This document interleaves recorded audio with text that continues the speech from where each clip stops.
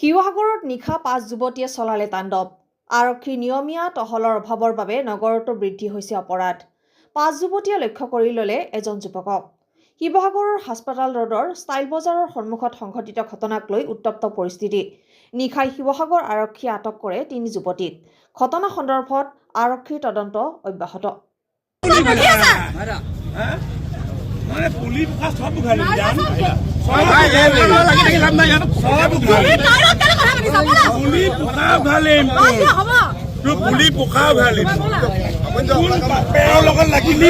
চিনি পোৱা নাই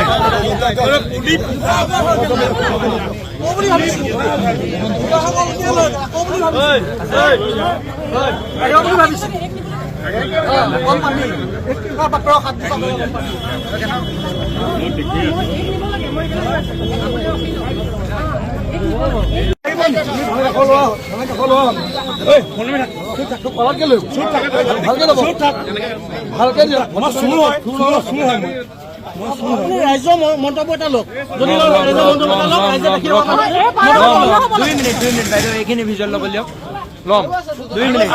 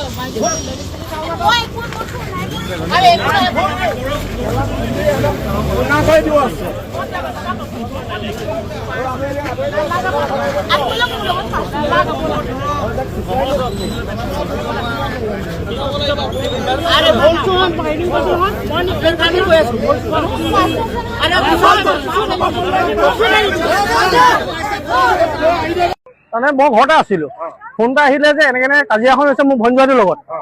মই স্পটত আহি দেখিছো যে ভনীজনীক মাৰি আছে ছোৱালী ৫-৬জনী মানে মিলি।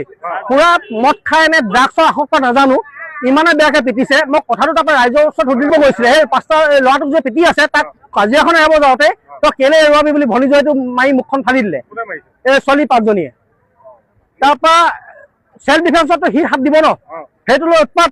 মোক কৈছে ড্ৰাগছৰ কথা ফচাই দিম, কিবা ফচাই দিম, তই ড্ৰাগছ পেডেলাৰ হয়। সেই ছোৱালীকেইজনী কৈছে মোক ড্ৰাগছ পেডেলাৰ বুলি কৈছে। তাৰ ঘৰৰ পৰা উঠি আহিছো। মই জনাত ইমান কথা জানো, এই ছোৱালী 3জনীক এৰেষ্ট কৰি থানালৈ পঠিয়াইছো। ধৰা হ'ল 3জনী ছোৱালী ধৰা হ'ল। মাৰোৱাৰী পংকজ গোৱেল বুলি আছিলে, সি পলুৱাই লৈ গৈছিলে ছোৱালীজনীক। সেইজনীক ধৰিলেও কিন্তু সি পলাই, ল'ৰাটো পলাই দিলে। পংকজ গোৱেলৰ ঘৰটো এইডোখৰতে ক'ৰবাত হ'ব চাগে, নাজানো দেই। মই আপোনাৰ মোৰ হোটেল ইয়াতে ওচৰতে, মই আপোনাৰ ওপৰত চাইছো চিঞৰ বাখৰ হৈ আছে, কি হৈছে চাবলৈ আহিলো। মই নৰ্মেল ভিডিঅ' এটা কৰি আছো, আপোনাৰ ডন লাগি আছিলে 5জনীমান ছোৱালী এইধৰণৰ পাৰ্লাৰ থকাজন।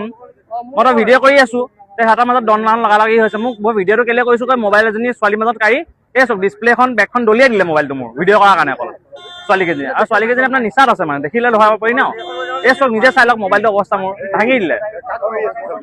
আপোনাৰ এই থানামুখৰ ল'ৰা এজনক মাৰি আছে, ভাইদা বুলি কয়। আমাৰ ইয়াত কালীবাৰী আপোনাৰ কালী মন্দিৰৰ উল্টা চাইডে তেওঁৰ দোকান আছে, সেইকাৰণে চিনি পাওঁ মানে। মোৰ ঘৰ ইয়াতে ওচৰতে।